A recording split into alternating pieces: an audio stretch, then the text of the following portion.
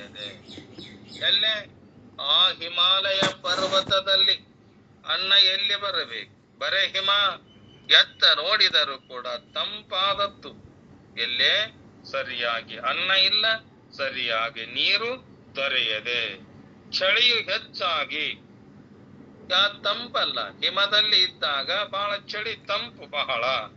ಕೈಕಾಲು ಮೊರೆ ಬಾತು ನಿಮಿಷ ನಿಮಿಷಕ್ಕೆ ರೋಗ ಸಂಕಟವು ಹೆಚ್ಚಾಗಿ. ಏನಾತ? ಆ ತಂಪಿನಿಂದ ಶರೀರ ಬಾಯ್ಟಂತ ಬಾತು ಬಾತು ಏನನ್ನ ಮಾಡಿದರೂ ಕೂಡ ಆ ನಿಮಿಷ ನಿಮಿಷಕ್ಕೆ ರೋಗ ಸಂಕಟ ಹೆಚ್ಚಾತಂತ. ಯಾರಿಗೆ? ಆ ವೀರಪ್ಪನಿಗೆ. ಇನ್ನ ಮೇಲೆ ನನ್ನ ಪ್ರಾಣ ಹೋಗುದಂತೇನ್ ಮಾಡಿದ ಮನದಲ್ಲಿ? ಸದ್ಗುರುನಾಥನೇ, ನಿನ್ನ ಕೃಪೆಯಿಂದ ವಿಷಯ ವಾಸನೆ ಹರಿಯಿತು. ಎಲ್ಲದ ನೀವ? ಹಿಮಾಲಯ ಪರ್ವತದಲ್ಲಿ ಕೇದಾರಲಿಂಗೇಶ್ವರನ ದರ್ಶನವನ್ನ ಮಾಡಿ ಅನ್ನ ನೀರು ಸಿಗದೆ ಶರೀರ ಬಾಧೆಯಾಗಿ ಕೈಕಾಲು ಬಾತು ರೋಗದಿಂದ ಒದ್ದಾಡಕತ್ತನ. ಹೇ ಸದ್ಗುರುನಾಥ, ನಿನ್ನ ಕೃಪೆಯಿಂದ ನನ್ನ ವಾಸನೆ ಹರಿಯಿತು. ಅನೇಕ ತೀರ್ಥ ಕ್ಷೇತ್ರಗಳನ್ನ ನೋಡಿದೆ. ಕೇದಾರನಾಥನನ್ನು ನಾನು ಕಂಡೆ.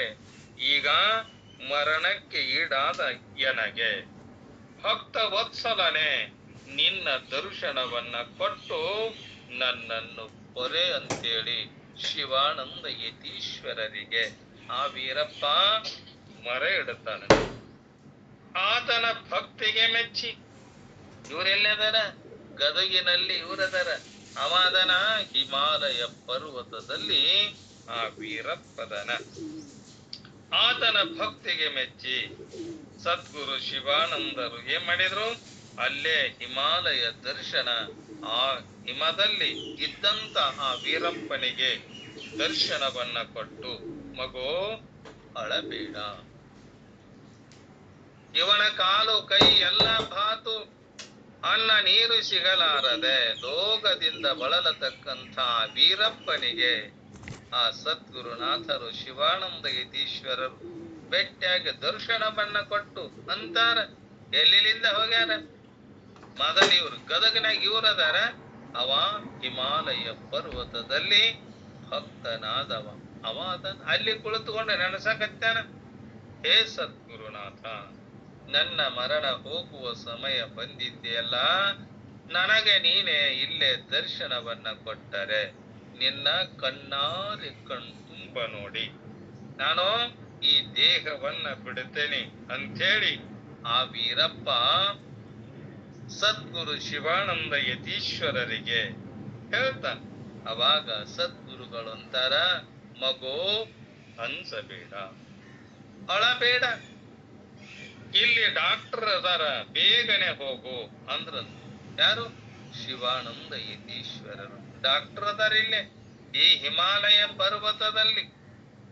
ನಿನಗಿಷ್ಟು ತ್ರಾಸ ಆಗೈತಲ್ಲ, ಹೋಗು ಆ ಡಾಕ್ಟರ್ ಕಡೆ ಹೋಗು, ಆ ಡಾಕ್ಟರ್ ನಿನಗೆ ಎಲ್ಲವನ್ನ ಉಪಚಾರ ಮಾಡ್ತಾರಂತೇಳಿ ಆ ಶಿವಾನಂದ ಯತೀಶ್ವರರು ಆ ವೀರಪ್ಪನಿಗೆ ಹೇಳ್ತಾರೆ.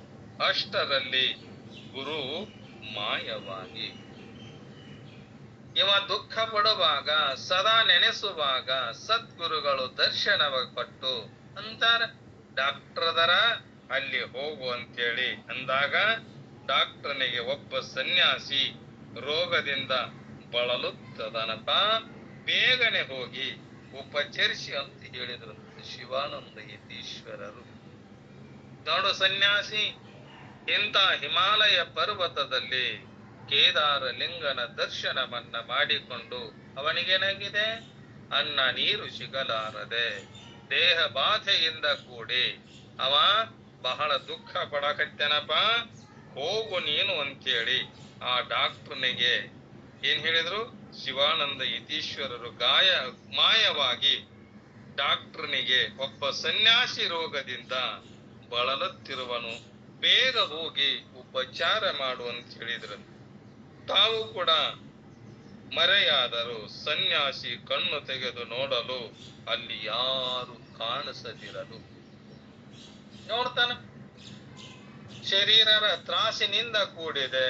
ಕಣ್ಣು ತೆಗೆದು ನೋಡಿದಾಗ ಯಾರೊಬ್ಬರು ಇಲ್ಲದೆ, ಅಲ್ಲಿ ಯಾರು ಕಾಣಿಸದಿರಲು ಆಗ ಡಾಕ್ಟರರು ಅತ್ತ ಕಡೆಯಿಂದ ತೊಟ್ಟಿಲನ್ನು ತಂದು ಅದರಲ್ಲಿ ಕುಳ್ಳರಿಸಿಕೊಂಡು, ಯಾಕಂದ್ರ ರೋಗ ಬಾಧೆ, ಶರೀರದ ಬಾಧೆ ಇದ್ದಾಗ, ಬಹಳ ಎತ್ತರವಾದಾಗ ಅವ್ರೇನ್ ಮಾಡ್ತಾರ, ಡೋಗಿ ಒಂದಿಷ್ಟು ತೊಟ್ಟಿಲದೊಳಗ ಕುಂದ್ರಕೊಂಡು 4 ಮಂದಿ ಹೊತ್ಕೊಂಡ್ ಹೋಗ್ತಾರಲ್ಲ, ಹಂಗ ಆ ಕಡೆಯಿಂದ ತೊಟ್ಟಿಲನ್ನ ತಂದು ಅದರಲ್ಲಿ ಕುಳ್ಳರಿಸಿಕೊಂಡು 2 ದಿನ ತಮ್ಮಲ್ಲಿ ಇಟ್ಟುಕೊಂಡು ಆ ವೀರಪ್ಪ ಮಾಸ್ತರರನ್ನ ಆ ಡಾಕ್ಟರ್ ಏನ್ ಮಾಡಿದ್ರು, ತನ್ನ ಮನೆಗೆ ಕರೆಕೊಂಡು ಹೋಗಿ ಅವನನ್ನ ಚೆನ್ನಾಗಿ ಉಪಚರಿಸಿ ಸರಿಯಾಗಿ ಸನ್ಯಾಸಿಯನ್ನು ಉಪಚಾರ ಮಾಡಿದ್ರು. ಯಾರು? ಆ ಡಾಕ್ಟರ್. ನಿಮ್ಮನ್ನು ಇಲ್ಲಿ ಯಾರು ಕಳುಹಿಸಿದರು? ಆ ವೀರಪ್ಪ ಕೇಳ್ತಾನ, ಹೇ ಡಾಕ್ಟರ್ ಸಾಹೇಬರೇ, ನಿಮ್ಮನ್ನ ಇಲ್ಲಿಗೆ ಯಾರು ಕಳಿಸಿದರು ಎಂದು ಸನ್ಯಾಸಿ ಕೆಳಕತ್ತಿದ ಆ ಡಾಕ್ಟರನ್ನ. ಬಿಳಿಯ ಶುಭ್ರ ವಸ್ತ್ರವನ್ನ ಹೊತ್ತು, ಕೌಪಿನ ಧರಿಸಿ, ಎತ್ತರ ಶರೀರವುಳ್ಳ, ಕೈಯಲ್ಲಿ ದಂಡವನ್ನು ಹಿಡಿದು ಒಬ್ಬ ಸನ್ಯಾಸಿ ಬಂದು ಬೇನೆಯಿಂದ, ಒಬ್ಬ ಮುನಿ ಕೇದಾರನಾಥನ ಅಡಿಯಲ್ಲಿ ಅದನಪ್ಪ, ನೀ ಹೋಗಿ ಅವನನ್ನ ಉಪಚಾರಿಸು ಅಂತೇಳಿ ಇಂಥ ಮನುಷ್ಯ ಬಂದು ಹೇಳಿದ ಅಂತೇಳಿ ಆ ಡಾಕ್ಟರ ಆ ವೀರಪ್ಪನಿಗೆ ಹೇಳಕತ್ತಿದ. ಬೇಗನೆ ಹೋಗಿ ಅವರನ್ನ ಆರಾಮ ಮಾಡಂತ ಕಳಿಸಿದ. ಬೆರಗಾಗುತ್ತಾ ಸನ್ಯಾಸಿ, ಗುರುವೇ, ನೀನೇ ಬಂದು ನನಗೆ ದರ್ಶನವನ್ನ ಕೊಟ್ಟು ಡಾಕ್ಟರನ್ನ ಕಳಿಸಿದವನು ನೀನೆ, ನನಗೆ ದರ್ಶನವನ್ನ ಕೊಟ್ಟವನು ನೀನೆ, ನನ್ನ ಉಪಚಾರಕ್ಕಾಗಿ ಆ ಡಾಕ್ಟರನ್ನ ಕಳಿಸಿದವನು ನೀನೆ, ಹೇ ಸದ್ಗುರುನಾಥ. ಇದೆಲ್ಲವೂ ಕೂಡ ಈ ಸದ್ಗುರುನಾಥನ ಮಹಿಮೆ ಅಂತೇಳಿ ಶ್ರೀ ಗುರು ಮಹಿಮೆಯನ್ನ ಎಲ್ಲರಿಗೆ ಹೇಳಕತ್ತಿದ್ನಂತೆ. ಕೆಲವು ದಿವಸಗಳಾದ ಮೇಲೆ ಗುರುವಿನ ಸ್ಥಾನಕ್ಕೆ ಬಂದು ಆ ವೀರಪ್ಪ ಮಾಸ್ತರ್ ಏನ್ ಮಾಡಿದ, ಅಲ್ಲೇ ಹಿಮಾಲಯಕ್ಕೆ ಎಲ್ಲಾ ಕಡೆ ಕ್ಷೇತ್ರ ಯಾತ್ರೆಗಳನ್ನ ತೀರ್ಥಗ ಮುಗಿಸಿಕೊಂಡು ಬಂದು ಗುರುವಿನ ಸ್ಥಾನಕ್ಕೆ ಬಂದು ತೀರ್ಥ ಕ್ಷೇತ್ರಗಳ ಸಂಚರಿಸಿ ಹಿಮಾಲಯದಲ್ಲಿ ಸದ್ಗುರು ದರ್ಶನವಿಟ್ಟಿದ್ದನ್ನ, ಅಲ್ಲಿರುವ ಸರ್ವ ವಿಷಯವನ್ನ ಭಕ್ತ ವೃಂದಕ್ಕೆ ತಿಳಿಸಿದ ಆ ವೀರಭದ್ರಪ್ಪ. ಆ ಯತಿ ಸರ್ವ ಭಕ್ತರು ಕೂಡ ಆನಂದದಿಂದ ದೀನ ರಕ್ಷಕ ಕರುಣಾನಿಧಿ ಭಕ್ತ ಕುಲ ಭಾನು ಸುರಥೇನುವೆನಿಪ ಶ್ರೀ ಸದ್ಗುರು ಶಿವಾನಂದರು ಅಂತೇಳಿ ಅವರೆಲ್ಲರೂ ಕೂಡ ಆ ಸದ್ಗುರುವಿನನ್ನ ಕೊಂಡಾಡಕತ್ತಿದ್ರು. ಮೇದಿನಿಗಳು ಮೆರೆವ ಕೃತಪುರಧೀಶ ಸಾಧು ಶ್ರೀ ಶಿವಾನಂದರು ಜೀವನ್ ಮುಕ್ತರಾಗಿ ಮೊದಲೇ ತತ್ವಜ್ಞಾನ ಸತತ ಬೋಧಿಸಿ ವಿದೇಹ ಕೈವಲ್ಯ ಕೃತಪುರದಿ ಹೊಂದಿದರು. ಪಿತಾಸಿ ಲೋಕಸ್ಯ ಚರಾಚರಸ್ಯ ತ್ವಮಸ್ಯ ಪೂಜ್ಯಶ್ಚ ಗುರುರ್ಗರಿಯಾನ್ ನ ತ್ವತ್ಸಮೋಸ್ತ್ವಭ್ಯಧಿಕ ಕುತೋನ್ಯೋ ಲೋಕತ್ರಯೇಪ್ಯ ಪ್ರತಿಮ ಪ್ರಭಾವ. ನೋಡು, ನೀನು ಈ ಚರಾತ್ಮಕವಾದ ಜಗತ್ತಿಗೆ ತಂದೆ, ಹೇ ಸದ್ಗುರುನಾಥನೇ. ಈ ಚರಾಚರ, ಈ ಜಗತ್ತಿಗೆ 84 ಲಕ್ಷ ಜೀವಿಗಳಿಗೆ ನೀನಾಗಿ ಚರಾತ್ಮಕವಾದ ಜಗತ್ತಿಗೆ ತಂದೆ. ಗುರುವಿಗಿಂತಲೂ ಮಿಗಿಲಾದ ಗುರು ಮತ್ತ ಅತ್ಯಂತ ಪೂಜ್ಯನಾಗಿರುವೆ. ಹಂಗ ಹರಿಹರ ಬ್ರಹ್ಮಕ್ಕಿಂತಲೂ ಕೂಡ ನೀ ಹಂಗಾಗಿ ಶ್ರೇಷ್ಠನಾಗಿರುವೆ. ಅದಕ್ಕ ಹರ ಮುನಿದರೆ ಗುರು ಕಾಯುವನು, ಗುರು ಮುನಿದರೆ ಹರರು ಕಾಯಲಾರರು. ಅದಕ್ಕ ಆ ಸದ್ಗುರುನಾಥ ನೀನು ಶ್ರೇಷ್ಠನಾಗಿರುವೆ, ಪೂಜ್ಯನಾಗಿರುವೆ, ಅತಿಶಯ ಪ್ರಭಾವಶಾಲಿಯೇ. 3 ಲೋಕಗಳಲ್ಲಿಯೂ ನಿನಗೆ ಸಮಾನರಾದವರು ಬೇರೆ ಯಾರು ಈ ಜಗತ್ತಿನಲ್ಲಿ ಇರುವುದಿಲ್ಲ. ಅಂದ ಮೇಲೆ ನಿನಗಿಂತ ದೊಡ್ಡವರು ಹೇಗುಂಟೆ? ಅದರ್ಯಾರು? ಅದಕ್ಕ ಈ ಜಗತ್ತಿನಲ್ಲಿ ಸದ್ಗುರುವಿಗಿಂತ ಶ್ರೇಷ್ಠರಾದವರು ಯಾರ್ಯಾರು ಇಲ್ಲ. ನಾವೇನ್ ತಿಳ್ಕೊಂಡೇವೆ? ಎಲ್ಲರೂ ಅವರು ಇವರು ಶ್ರೇಷ್ಠ ಅಂತ ತಿಳ್ಕೊಂಡೇವಲ್ಲ. ಎಲ್ಲರೂ ಕೂಡ ನಮ್ಮನ್ನ ದುಡಿಸಿಕೊಂಡು ಆ ದುಃಖ ಕೊಡುವಂಥವರದಾರಲ್ಲ, ಖರೆ ಆ ಸದ್ಗುರುನಾಥ ಮಾತ್ರ ಏನ್ ಮಾಡ್ತಾನ? ನಮ್ಮನ್ನ ದುಡಿಸಿದರೂ ಕೂಡ ಹೇಗೆ ದುಡಿಸ್ತಾನವ? ಶರೀರ ಪರೀಕ್ಷೆ ಮಾಡೋಗೋಸ್ಕರವಾಗಿ, ನಮ್ಮನ್ನ ಪರೀಕ್ಷೆ ಮಾಡುವಗೋಸ್ಕರವಾಗಿ ನೋಡೋ, ಸಾಧನ ಚತುಷ್ಟಯ ಸಂಪನ್ನನಾಗಿ ನೀನು ವಿವೇಕ ವೈರಾಗ್ಯ ಶಮದಮಾದಿಗಳನ್ನ ಸಾಧಿಸಿ ನಾನು ಹೇಳಿಕೊಡುವ ಅಂತ ಸಾಧನೆಗಳನ್ನ ನೀನು ಮಾಡಿ ನಾನು ಅನುಭವಿಸುತ್ತಿರುವ ಅಂತ ಆನಂದದ ಅಮೃತದ ಆನಂದದ ಆ ಸವಿಯನ್ನ ನೀನು ಉಣ್ಣು ಅಂಥೇಳಿ ಸದ್ಗುರುನಾಥ ಮಾತ್ರ ತುತ್ತು ಮಾಡಿ ಉಣಿಸ್ತಾನ. ಎಲ್ಲರೂ ತಮ್ಮ ಸೇವಕ್ಕಾಗಿ, ಹಿತಕ್ಕಾಗಿ, ಸುಖಕ್ಕಾಗಿ ನಮ್ಮನ್ನೇನ್ ಮಾಡ್ತಾರಂತ ಕತ್ತೆಯಂತೆ ದುಡಿಸಿಕೊಂಡು ಚಂಡಿಡಿದು ನುಗ್ತಾರಂತ. ಸದ್ಗುರುನಾಥ ಹಾಗಲ್ಲ. ನಮ್ಮ ಭವದ ಬಾಧೆಯನ್ನ ಕಳೆದು ನಾವು ಮಾಡಿರುವ ಅನೇಕ ಜನ್ಮದಲ್ಲಿ ಮಾಡಿರುವ ಪಾಪ ರಾಶಿಗಳನ್ನ ಕಳೆದು ನಿಜವಾದ ಸ್ವರೂಪವನ್ನ ತಿಳಿಸಿಕೊಡುವ ಸಾಮರ್ಥ್ಯ ಆ ಸದ್ಗುರುನಾಥನಿಗೆ ಮಾತ್ರ ಇದ್ದಂತ. ಲಭಂತೆ ಬ್ರಹ್ಮ ನಿರ್ವಾಣ ಋಷಯ ಕ್ಷೀಣ ಕಲ್ಮಷಾಃ ಛಿನ್ನ ದ್ವೈತ ಯಥಾತ್ಮಾನ ಸರ್ವಭೂತ ಹಿತೇ ರತಾಃ. ಲಭಂತೆ ಬ್ರಹ್ಮ ನಿರ್ವಾಣ ಋಷಯಃ ಕ್ಷೀಣ ಕಲ್ಮಷಾಃ ಛಿನ್ನ ದ್ವೈತ ಯಥಾತ್ಮಾನಃ ಸರ್ವಭೂತ ಹಿತೇ ರತಾಃ. ಸಂಶಯಗಳನ್ನೆಲ್ಲ ನಿವಾರಿಸಿಕೊಂಡವರು ಎಲ್ಲ ಪ್ರಾಣಿಗಳ ಹಿತದಲ್ಲಿ ನಿರತರಾಗ್ತಾರೆ. ನಾವು ಮಾಡಿರುವ ನಮ್ಮ ಜೀವನದಲ್ಲಿ ಎಂತ ಎಲ್ಲ ಸಂಶಯಗಳು ಬರ್ತಾವಲ್ಲ, ಯಾವ ಹೊತ್ತಿನಲ್ಲಿ ಎಂತ ಸಂಶಯಗಳು ಬಂದು ನಮ್ಮನ್ನ ಕಾಡ್ತಾವೋ ಗೊತ್ತಿಲ್ಲ. ಅಂತ ಸಂಶಯಗಳನ್ನ ನಾವೆಲ್ಲಿ ಕಳ್ಕೋಬೇಕು? ಆ ಸದ್ಗುರುನಾಥರ ಹತ್ತಿರ ಹೋಗಿ ನಮ್ಮ ಸಂಶಯಗಳನ್ನ ಕಳ್ಕೋಬೇಕಂತ. ಎಲ್ಲ ಪ್ರಾಣಿಗಳ ಹಿತದಲ್ಲಿ ನಿರತರಾದವರು ಮಾತ್ರ ಏನ್ ಮಾಡ್ತಾರ?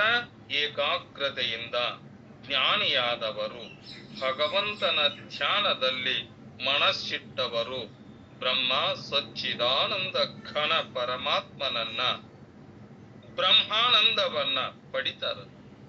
ಯಾರು? ತಮ್ಮ ಮನಸ್ಸಿನಲ್ಲಿರುವ ಸಂಶಯಾದಿಗಳನ್ನ ಕಳೆದುಕೊಂಡು ಸಾಧನ ಚತುಷ್ಟಯ ಸಂಪನ್ನರಾಗಿ ತಮ್ಮ ನಡತೆ ನೀತಿ ರೀತಿ ಮಾತನಾಡುವ ಮಾತುಗಳು ಹೆಂಗಿರಬೇಕವು?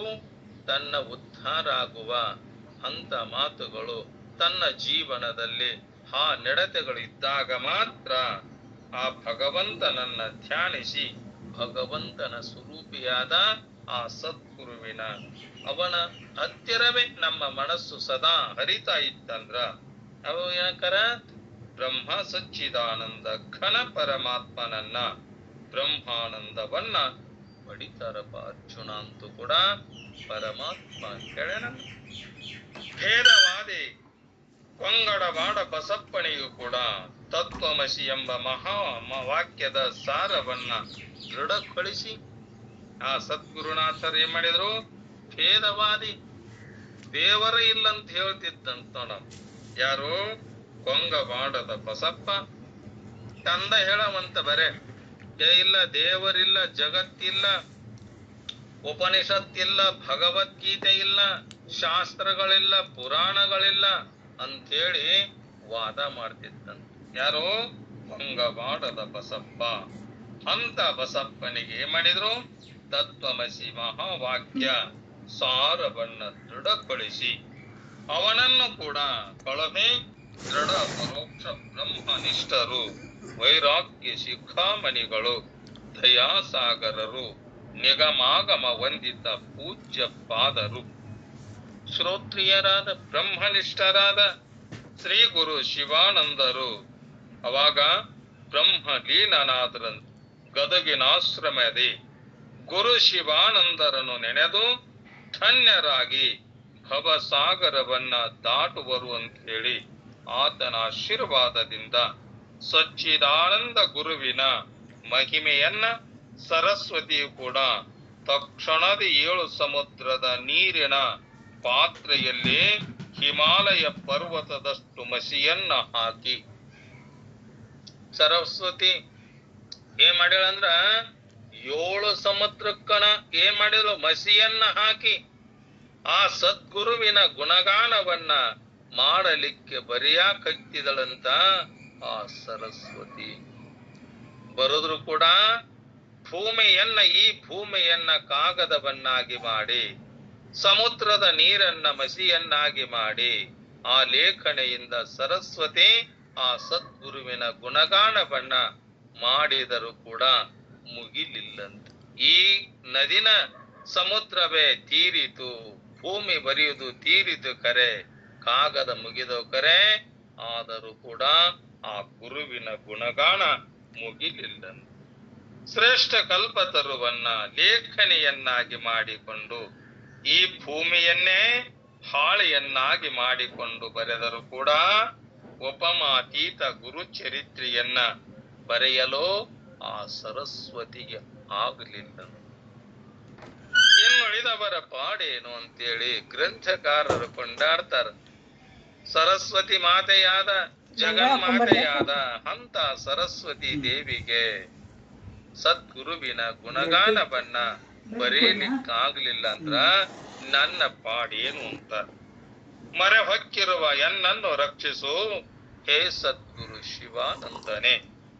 ಒಂದೇ ಮುಖ, 3 ಕಣ್ಣುಗಳು, 4 ಕರಗಳು, ಶುಭ್ರವಾದ ಶರೀರ, ಚಂದ್ರನನ್ನ ಧರಿಸಿ ವಿಭೂತಿಯನ್ನ ಧರಿಸಿ ಕಪ್ಪು ಕೊರಳು ಸರ್ಪವನ್ನು ಹಾಕಿಕೊಂಡಿರುವ ರುದ್ರಾಕ್ಷಿಯನ್ನು ಧರಿಸಿ ಜ್ಞಾನ ಮುದ್ರೆಯಿಂದ ಸಕಲ ಮನುಮುನಿ ಸರ್ವರಿಗೂ ಶಿವಾನುಭವ ಬೋಧಿಸುತ್ತಿರುವ ದಕ್ಷಿಣ ಮೂರ್ತಿ ಶಿವನು ನಮಗೆ ಯಾವಾಗಲೂ ಕೃಪೆ ಮಾಡಲಿ.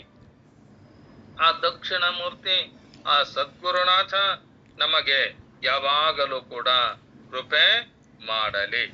ಮಾನವರು ತಮ್ಮ ಜಾತಿ ಮತಗಳನ್ನ ಮಾತ್ರ ಆಚರಿಸುತ್ತಾ ಪೂರ್ವ ವೇದಗಳನ್ನ ನಂಬಿ ಅದ್ವೈತ ತತ್ವವನ್ನು ಪೇಳುತ್ತಾ ವೇದಾಂತ ಸಾರವನ್ನ ಮರೆತು ಎಲ್ಲರೂ ಏನಾಗ್ಯಾರ, ಇವರು ತಮ್ಮ ಜೀವನದೊಳಗೆ ವೇದಾಂತದ ತತ್ವವನ್ನ ವೇದಗಳ ಸಿದ್ಧಾಂತವನ್ನ ತಮ್ಮ ಜೀವನದಲ್ಲಿ ಮಾಡುವ ಕರ್ತವ್ಯವನ್ನ ಬಿಟ್ಟು ಏನ್ ಮಾಡಕತ್ತಾರ, ಅನುಭವಗಳನ್ನ ಜರೆಯುತ್ತಾ ಅನೇಕ ಕಷ್ಟ ಪಡೆಯುತ್ತಾ ಬಳಲುತ್ತಾರ.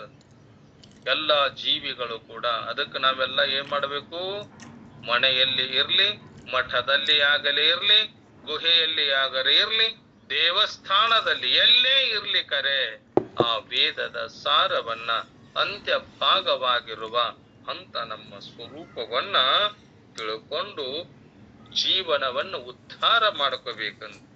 ಪಂಗವಾಡದ ಬಸಪ್ಪ ನೇಯುವುದರಲ್ಲಿ ನಿಪುಣ. ಅವನು ಕೂಡ ಏನ್ ಮಾಡ್ತಿದ್ದ, ನೇಕಾರ ಉದ್ಯೋಗವನ್ನ ಮಾಡಿ ಆ ಬಟ್ಟೆಗಳನ್ನ ನೇಯುವುದರಲ್ಲಿ ನಿಪುಣ.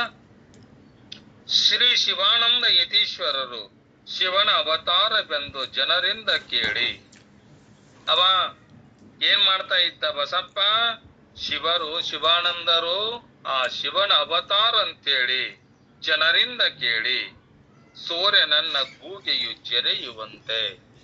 ಗೂಗೆ ಏನ್ ಮಾಡ್ತತಿ, ಸೂರ್ಯನನ್ನ ಜರಿತೈತಂತ, ಬೇಯ್ತೈತಂತ. ಯಾಕ, ಆ ಸೂರ್ಯನ ಪ್ರಖರವಾದ ಕಿರಣಕ್ಕೆ ಆ ಗೂಗಿಯ ಕಣ್ಣು ಕುಕ್ಕಿ ಕುಕ್ಕಿ ಹಗಲಿನಲ್ಲಿ ಆ ಗೂಗಿಗೆ ಕಣ್ಣು ಕಾಣುವುದಿಲ್ಲ. ಆ ಗೂಗಿ ಏನ್ ಮಾಡ್ತತಿ, ಸೂರ್ಯನನ್ನ ಬೇಯ್ತೈತಂತ, ಜರಿತೈತಂತ. ಅದರಂತೆ ಗುರುಗಳನ್ನ ನಿಂದಿಸುತ್ತಾ ಇರ್ತಿದ್ದ ಈ ಕೊಂಗವಾಡದ ಬಸಪ್ಪ ಪೂರ್ವ ಪುಣ್ಯದಿಂದ ನಾಗನೂರ ಮಠಕ್ಕೆ ಬಂದು ಅಪೇಕ್ಷೆಯಿಂದ ಮಠದಲ್ಲಿ ಇದ್ದಂತ. ಯಾರು, ಆ ಕೊಂಗವಾಡದ ಬಸಪ್ಪ. ಸ್ಥಿರ ಮುಕ್ತಿ ಪಡೆಯದ ನರ ಜನ್ಮ ಬೇಕೆ. ನಿಜವಾದ ಮುಕ್ತಿಯನ್ನ ಪಡೆಯಲಿಕ್ಕೆ ಈ ನರಜನ್ಮ ಏಕೆ? ಅದಕ್ಕ ಇಂಥ ಸ್ಥಿರ ಮುಕ್ತಿ ಪಡೆಯದ ನರಜನ್ಮವೇಕೆ ಅಂತೇಳಿ ಕೂಡ ಹಿರಿಯರು ಆ ಹಿರಿಯರಾಡಿದ ನುಡಿಗಳನ್ನ ಕೇಳದೆ ತಮ್ಮ ಯಥಾರ್ಥ ಸ್ವರೂಪವನ್ನ ತಿಳಿಯದೆ ಸಂಸಾರ ಮೋಹವಶರಾಗಿ ಕತ್ತೆಯಂತೆ ದುಡಿಯುತ್ತಿರುವ ಕತ್ತೆ ಏನ್ ಮಾಡ್ತದ? ಹೊಟ್ಟೆಗೆ ಅನ್ನವನ್ನ ಹಾಕಲಾರದೆ, ಕರಿಕೆಯನ್ನ ಹಾಕಲಾರದೆ ಕಲ್ಲು ಹೇರಿ ಎಷ್ಟು ದುಡಿಸಿಕೊಂಡರೂ ಕೂಡ ಆ ಕತ್ತೆ ದುಡುತ್ತದಂತೆ. ಕತ್ತೆಯಂತೆ ದುಡಿಯುತ್ತ ಮೋಕ್ಷ ಪಡೆಯದೆ ಈ ಮನುಷ್ಯರಾಗಿ ನಾವು ಕೂಡ ಈ ಮಾನವ ಜನ್ಮವನ್ನ ತೊಟ್ಟುಕೊಂಡು ಬಂದೇವಲ್ಲ, ಆ ಸಂಸಾರದಲ್ಲಿ ಏನ್ ಮಾಡಕತ್ತೇವಿ? ಆ ಕತ್ತೆಯಂತೆ ದುಡಿದು ಯಥಾರ್ಥ ಸ್ವರೂಪವನ್ನ ತಿಳಿಯದೆ ಸಂಸಾರ ಮೋಹವಶರಾಗಿ ಏನ್ ಮಾಡಕತ್ತೇವಿ? ಕಾಲವನ್ನ ಕಳೆಯಕತ್ತೇವಲ್ಲ. ನಮ್ಮ ಬಾಳಿಗೆ ಧಿಕ್ಕಾರವಿರಲಿ ಅಂತ ಗುರುಗಳ ನುಡಿಗಳನ್ನ ಕೇಳಿ ಹೃದಯವನ್ನು ಕರಗಿ ತತ್ವವನ್ನು ತಿಳಿಯದೆ ನಾನು ಕೆಟ್ಟೆ ಅಂತನ ಆ ಕೊಂಗವಾಡದ ಬಸಪ್ಪ ದುರಹಂಕಾರವನ್ನ ಬಿಟ್ಟು ಶ್ರೀ ಶಿವಾನಂದರ ಪಾದಕ್ಕೆ ಶರಣಾಗತನಾಗ. ದೇವರ ಇಲ್ಲ, ನೀವು ಭಗವದ್ಗೀತೆ ಇಲ್ಲ, ಶಾಸ್ತ್ರಗಳು ಇಲ್ಲ, ಯಾವುದೂ ಇಲ್ಲ, ದೇವನೇ ಇಲ್ಲ ಅಂತಂದಾಗ ಇವನನ್ನ ಒಪ್ಪುವುದು ಹೇಗೆ ಅಂತೇಳಿ ತನ್ನ ದುರಹಂಕಾರದಿಂದ ಆ ಕೊಂಗವಾಡದ ಬಸಪ್ಪ ಜರಿತಿದ್ದಂತೆ. ಎದರಂತೆ? ಗೂಗಿಯಂತೆ. ಯಾರನ್ನ? ಆ ಸದ್ಗುರುನಾಥನನ್ನ. ಗೂಗೆ ತಾನು ಆ ಸೂರ್ಯನನ್ನ ಹೇಗೆ ಜರಿತಿತ್ತಲ್ಲ ಅದರಂತೆ. ಏನಂತ? ನಾನು ಕೆಟ್ಟೆ. ಯಾವುದರಿಂದ? ದುರಹಂಕಾರದಿಂದ. ಆ ದುರಹಂಕಾರವನ್ನ ಬಿಟ್ಟು ಈಗ ಶ್ರೀ ಶಿವಾನಂದರ ಪಾದಕ್ಕೆ ಶರಣಾಗತನಾಗಿ, ಹೇ ತಂದೆ, ಹೇ ಸದ್ಗುರು ಶಿವಾನಂದನೇ, ಎನ್ನನ್ನ ಈ ಭವತಾಪದಿಂದ ಪಾರ ಮಾಡಬೇಕೆಂದು ಕರಮುಗಿದು ಬೇಡಿಕೊಳ್ತಾನ ಆ ಕೊಂಗವಾಡದ ಬಸಪ್ಪ. ಕರುಣ ಸಾಗರ ಗುರುವರನು ಮನಸ್ಸಿನ ದೋಷ ಕಳೆಯಲು. ಆ ಸದ್ಗುರುನಾಥರು ಹೆಂಗದನ? ಕರುಣಾ ಸಾಗರು. ಆ ಸದ್ಗುರುವಿನಲ್ಲಿ ಆವದು ಇವರು ಬೇರೆ, ಅವರು ಬೇರೆ, ಅವರು ಇವರು ಬೇರೆ ಎನ್ನದೆ ಎಲ್ಲರನ್ನ ಸರಿಸಮಾನವಾಗಿ ತಮ್ಮನ್ನ ಎಲ್ಲರಲ್ಲಿ ನೋಡುವ ಸಾಮರ್ಥ್ಯ ಆ ಸದ್ಗುರುವಿನಾಥನಲ್ಲಿದೆ. ಸತ್ಕರ್ಮ ಷಡಕ್ಷರಿ ಮಂತ್ರವನ್ನ ವಿಧಿಯಿಂದ ಮಾಡುತ್ತಾ ಗುರು ಸೇವೆಯನ್ನ ಭಕ್ತಿಯಿಂದ ಮಾಡುತ್ತಿರಲು ಮಲ ವಿಕ್ಷೇಪ ಆವರಣ ದೋಷಗಳು ನಾಶವಾಗಿ ಪರತತ್ವದಿರವು ಕರಗತ ಮಣಿಯಂತೆ ಕಾಣುತ್ತದೆ. ನಾವು ನಮ್ಮ ಅಂತಃಕರಣದಲ್ಲಿರುವ ಮಲದೋಷ ಆಗಲಿ, ವಿಕ್ಷೇಪ ದೋಷವಾಗಲಿ, ಆವರಣ ದೋಷಗಳಾಗಲಿ, ಆ ದೋಷಗಳನ್ನ ಕಳಕೊಂಡು ನಮ್ಮ ಅಂತಃಕರಣವೆಂಬ ಕನ್ನಡಿಯನ್ನ ಸ್ವಚ್ಛ ಮಾಡಿಕೊಂಡು ಏನ್ ಮಾಡಬೇಕು? ಆ ಪರತತ್ವದ ಇರವು ಕರಗತ ಮಣಿಯಂತೆ ಕಾಣುತ್ತದೆ. ಹೆಂಗ? ಆ ಮುಖ ನೋಡಬೇಕಾದ್ರೆ ಎಲ್ಲೇ? ಆ ಕನ್ನಡಿಯಲ್ಲಿ. ನಮ್ಮ ಕನ್ನಡಿಯಲ್ಲಿ ನಮ್ಮ ಮುಖವನ್ನ ನೋಡಬೇಕಾದ್ರ ಆ ಕನ್ನಡಿ ಹೆಂಗಿರಬೇಕು? ಸ್ವಚ್ಛವಾಗಿರಬೇಕು. ಆ ಕನ್ನಡಿ ಧೂಳಿನಿಂದ ಕೂಡಿದ್ದರೆ, ಹೊಗೆಯಿಂದ ಧೂಳಾಗಿತ್ತಂದ್ರ, ಅದು ಕರ್ಗಾಗಿತ್ತಂದ್ರ ಅದರಾಗ ನಮ್ಮ ಮುಖ ಕಾಣುವುದಿಲ್ಲ. ಹಾಗೆ ಆ ಸ್ವಚ್ಛವಾದ ಕನ್ನಡಿಯಲ್ಲಿ ನಮ್ಮ ಮುಖ ಹೇಗೆ ಕಾಣ್ತದಲ್ಲ, ಹಾಗೆ ಅಂತಃಕರಣವೆಂಬ ಕನ್ನಡಿ ಸ್ವಚ್ಛ ಆದಾಗ ಆ ಪರತತ್ವದ ಇರವು ಕರಗತ ಮನೆಯಂತೆ ಕಾಣ್ತದಂತೆ. ಒಳ ಹೊರಗಿನ 6 ಸಮಾಧಿಗಳು ಗುರುಗಳು ಹೇಳ್ತಾರ ಆ ಕೊಂಗವಾಡದ ಬಸಪ್ಪನಿಗೆ ತನ್ನ ಶರೀರ ಮೊದಲು ದೃಶ್ಯ ಜಗದ ಭ್ರಮೆಯು ಹೋಗಿ, ನಿನ್ನ ಶರೀರದ ಭ್ರಮೆ, ಈ ಶರೀರ ನೀನಲ್ಲಪ್ಪ, ಈ ಶರೀರ ನಿನ್ನದಲ್ಲಪ್ಪ, ಇದೇನೈತಲ್ಲ ಈ ದೇಹ ಪಂಚಮಹಾಭೂತಗಳದ್ದೈತಪ್ಪ, ಈ ದೇಹ ನೀನಲ್ಲ, ಈ ದೇಹ ನಿನ್ನದು ಅಲ್ಲ. ಈ ದೇಹದಲ್ಲಿರುವ ಮನಸ್ಸು ನೀನಲ್ಲ. ಬುದ್ಧಿ ನೀನಲ್ಲ. ಚಿತ್ತ ನೀನಲ್ಲ. ಅಹಂಕಾರ ನೀನಲ್ಲ.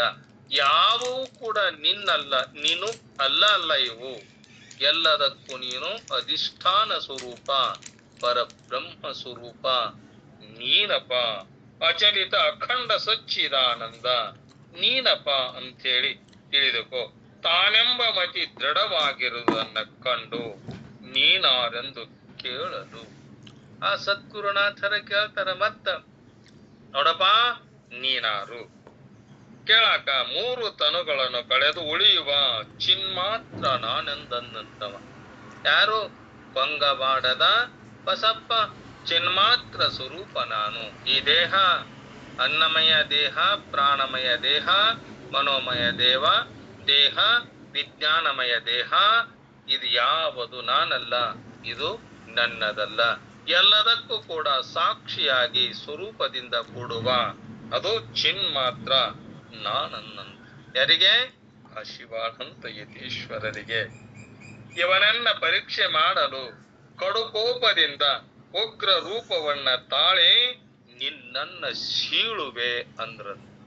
ಕಾಲನ್ನ ಮೆಟ್ಟಿ ನಿನ್ನ ದೇಹವನ್ನ ಎರಡು ತುಂಡ ಮಾಡ್ತೇನೆ ಅಂತ ಕಾಲು ಮೆಟ್ಟಿ ಸೀಳಾಕ್ ಆದ್ರ. ಕೆಡವಿ ಎದೆ ಮೇಲೆ ಕುಳಿತು ಕಣ್ಣನ್ನ ಮೀಟಲು ಆದ್ರ. ಯಾರು? ಶಿವಾನಂದ ಯತೀಶ್ವರರು. ಯಾರಿಗೆ? ಕೊಂಗಬಾಡದ ಆ ಬಸಪ್ಪನಿಗೆ. ಅನ್ಯರ ಶರೀರದಂತೆ ತನ್ನ ಶರೀರವನ್ನ ಕಂಡಿರುವ ಸುಮತಿ ನಿನ್ನ ಕೃಪೆಯಿಂದ ಜಡದೇಹ ಅಳೆದು ಸುಖಿಯಾದೆ. ಹೇ ಸದ್ಗುರುನಾಥನೇ, ನಿನ್ನ ಕೃಪೆಯಿಂದ ಜಡಮತಿಯಾಗಿರುವ ಈ ಜಡವಾಗಿರುವ ಈ ದೇಹವನ್ನ ಕಳೆದು ನಾನೇನಾದೆ? ನಿತ್ಯ ಸುಖಿಯಾದೆ. ಗುರುರಾಯರಂದ್ರಂತ ನುಡಿಯಲು ಸನ್ಯಾಸ ದೀಕ್ಷೆಯನ್ನ ಕೊಟ್ಟು ಕಳಿಸಿದ್ರಂತ. ಯಾರಿಗೆ? ಆ ಕೊಂಗಬಾಡದ ಬಸಪ್ಪನಿಗೆ. ಗುರುಗಳ ವಚನದಂತೆ ಸದಾಚಾರನಾಗಿ ಹಡಗಲಿ, ಶಿರೋಳ, ಲಕಮಾಪುರ, ಸುರಕೋಡ, ಹೆಬ್ಬಳ್ಳಿ, ರೋಣ ಮೊದಲಾದ ಗ್ರಾಮಗಳನ್ನ ಸಂಚಾರ ಮಾಡ್ತಾ ಕೊಂಗವಾಡಪುರದಳು ಶ್ರೀ ಶಿವಾನಂದರ ಸ್ಮರಿಸುತ್ತಾ ಲಿಂಗೈಕ್ಯಾದ ಆ ಕೊಂಗವಾಡದ ಬಸಪ್ಪ. ಶಿಶುಗಳ ರೋಗ ಕಳೆಯಲು ಮಾತೆಯು ಪಥ್ಯವನ್ನ ಮಾಡಿದಂತೆ. ಈ ಶಿಶುಗಳು ಮಕ್ಕಳಿಗೆ ರೋಗ ಬಂದಿರ್ತತಲ್ಲ, ಮಕ್ಕಳಿಗೆ ರೋಗ ಬಂದ ಸಂದರ್ಭದಲ್ಲಿ ತಾಯಿಯು ಕೂಡ ಪಥ್ಯ ಮಾಡುವಂತೆ. ಯಾಕ? ಆ ತಾಯಿ ಪಥ್ಯ ಮಾಡದಿದ್ದರೆ ಆ ಮಕ್ಕಳಿಗೆ ಏನಾಗುದಿಲ್ಲ? ಆರೋಗ್ಯ ಆಗುದಿಲ್ಲ. ಅದಕ್ಕಾಗಿ ಏನ್ ಮಾಡ್ತಾಳ? ಮಕ್ಕಳು ಆರೋಗ್ಯ ಆಗುವಂತೆ ತಾಯಿಯು ಪಥ್ಯ ಮಾಡಿದಂತೆ. ಎಮ್ಮ ಭವರೋಗ ನಿವಾರಣೆಗಾಗಿ ಸಾತ್ವಿಕ ಆಹಾರವನ್ನುಂಡು ಭೃಂಗ ಕೀಟ ನ್ಯಾಯದಂತೆ ಆ ಗುರು ಮಹಿಮೆಯನ್ನ ಹೇಳ್ತೇನಂತರ ಆ ಗ್ರಂಥಕಾರರು. ಮಂದ ಮಧ್ಯ ಉನ್ಮತ್ತಂಗೆ ತಿಳುಹಿ ನಿಜ ಸುಖವನ್ನ ಕೊಡುವವರು ಮೋಕ್ಷ ಖಣಿಗಳು ಎಣಿಸ್ತಾರಂತ. ಯಾರು? ಆ ಸದ್ಗುರುನಾಥರು. ಷಡಕ್ಷರಿ ಮಂತ್ರ 10,000 ಜಪಿಸಿ ಬ್ರಹ್ಮ ಜ್ಞಾನವನ್ನ ಜಿಜ್ಞಾಸುಗಳಿಗೆ ಹೇಳ್ತಾ ತಮ್ಮ ವೃತಗಳನ್ನ ಮಾಡ್ತಾ ಶಾಸ್ತ್ರವನ್ನ 2 ವೇಳೆ ಹೇಳುತ್ತಿರ್ತಾರಂತ. ಯಾರು? ಶಿವಾನಂದ ಯತೀಶ್ವರರು. ಆ ಚಿಂತನೆಯನ್ನ ಮತ್ತೆ ನಾಳೆಯ ದಿನದಲ್ಲಿ ನೀವೆಲ್ಲರೂ ಮಾಡೋನೆಂಬಲ್ಲಿಗೆ ಸಮಯ ಮುಗಿದಿದೆ, ವಿಷಯ ಸಾಕಷ್ಟಿದೆ. ಅದಕ್ಕ ಇಂಥ ಸದ್ಗುರುನಾಥರಿಗೆ ಈ 2 ವಾಕ್ಯಗಳನ್ನ ಸಮರ್ಪಿಸಿ ತಮ್ಮೆಲ್ಲರಿಗೂ ಶರಣಾರ್ಥಿಗಳು. ಶಿವಸ್ವರೂಪಿಗಳೇ. ಓಂ ಸಹನಾವವತು ಸಹನೌ ಭುನಕ್ತು ಸಹ ವೀರಂ ಕರವಾವಹೈ ತೇಜಸ್ವಿನಾವಧೀತಮಸ್ತು ಮಾ ವಿದ್ವಿಷಾವಹೈ. ಓಂ ಶಾಂತಿ ಶಾಂತಿ ಶಾಂತಿ. ಎಲ್ಲರಿಗೂ ಶರಣಾರ್ಥಿಗಳು. ಚಿಂತನೆ ಮಾಡ್ರಿ.